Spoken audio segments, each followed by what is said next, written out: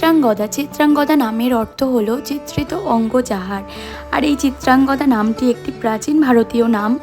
এই নামের আরও অর্থ হয় যেমন সুন্দরভাবে সজ্জিত বা উজ্জ্বলভাবে আলোকিত। আর এই স্বচ্ছ সুন্দর নামটির মধ্যে জড়িয়ে রয়েছে আমার কাজ, ভালোবাসা, ধ্যান, জ্ঞান, আবেগ সবই। এই নাম দিয়ে আমার জীবনের প্রথম পথ চলা শুরু।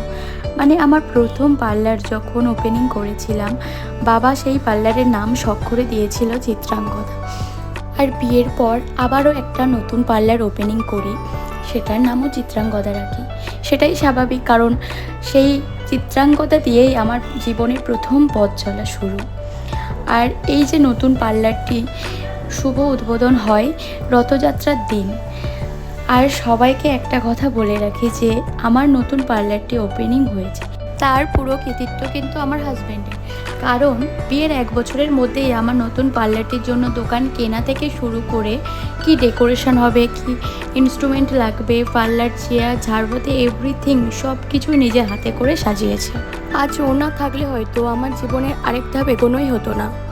বর্তমানে আমার এই 2টি পার্লার নিয়ে কাজের ব্যস্ততায় কেটে যায় সারাদিন, তাই ভিডিওগুলি এডিট করা হয়নি। তাই আজ উল্টো রথের দিন আমার এই ভিডিওটি পোস্ট করছি।